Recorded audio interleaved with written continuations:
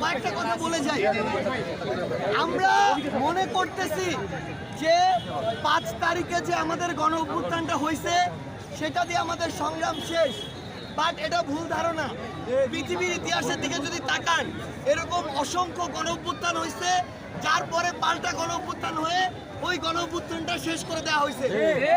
আজকে যেমন বিচার বিভাগের বিচারপতিরা একসাথে সরকারের অনুমতি না নিয়ে বৈঠকে বসছে তাদের জায়গা থেকে কোনো চক্রান্ত করার জন্য।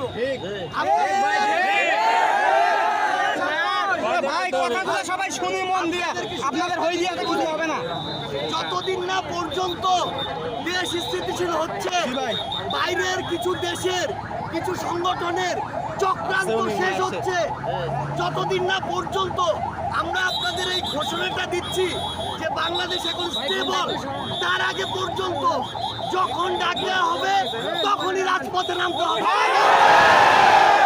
শুধু একটা জিনিস বলে যাই আপনাদেরকে, আমরা আমাদের শহীদ ভাইদের রাষ্ট্রীয় বীর মর্যাদা দিয়ে তাদের সম্মানিত করব। ভাই বোনেরা,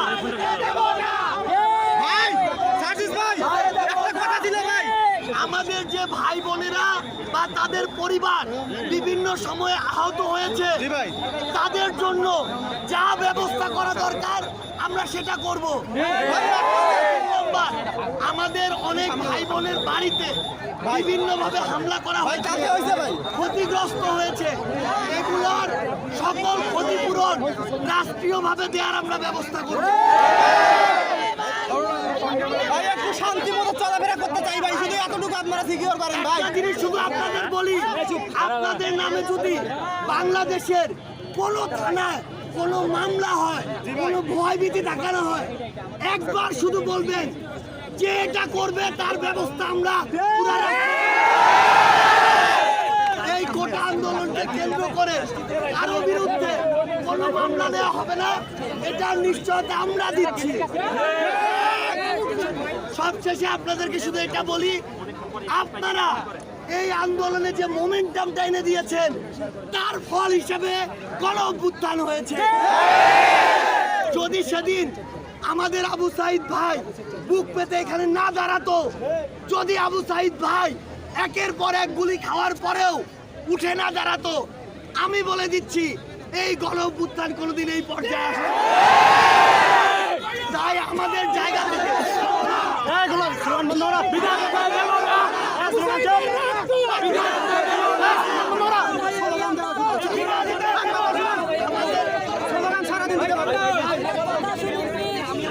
আমাদের কাছে আমরা আজকে লাস্ট কথা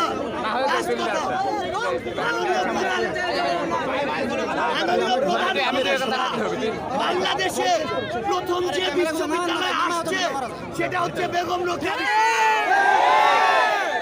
আপনাদের যে দাবিগুলা সেগুলা নিয়ে আমরা আপনাদের 25 জন সদস্যের সাথে এখন আমাদের সমন্বয় কমিটির 4 জন এবং মাননীয় বাংলাদেশের যে মাননীয় প্রধান উপদেষ্টা তার সহ আমরা বসবো।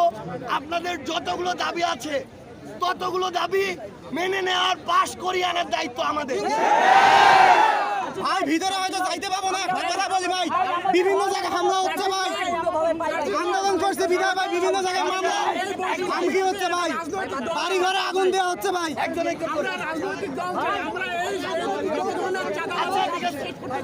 রাস্তা আমার একটা যে আপনারা উত্তর দিবেন, বাংলাদেশে আসলে এখন ফ্যাসিস্ট আওয়ামী লীগ সরকারের অস্তিত্ব বলতে কিছু নাই। অন্যান্য যে দলগুলা তারা তাদের কার্যক্রম দিয়ে বুঝিয়ে দিয়েছে তাদের চরিত্র কেমন।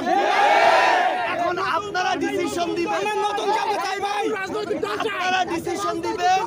যে বাংলাদেশের তরুণ সমাজের নেতৃত্বে বাংলাদেশে নতুন কোন রাজনৈতিক দল আপনারা দেখতে চান কি?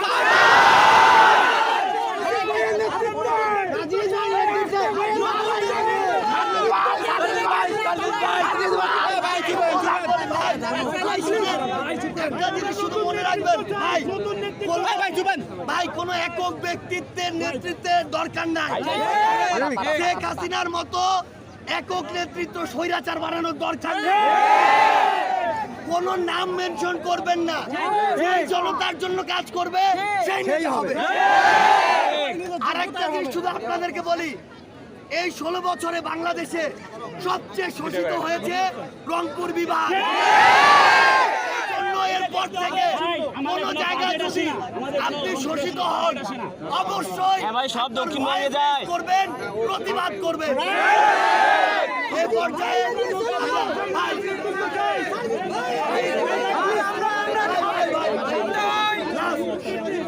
আমার সাথে যিনি দাঁড়িয়ে আছেন আমার বড় ভাই, ভাইয়ের নাম আক্তার হোসেন। তিনি 2019-এর ডাকসু নির্বাচনে ডাকসুর সমাজ সেবা সম্পাদক ছিলেন। আমাদের বড় ভাই, আমাদের গার্ডিয়ান, আমাদের অ্যাডভাইজার। আমরা এই মুহূর্তে ভাইয়ের কিছু কথা শুনবো।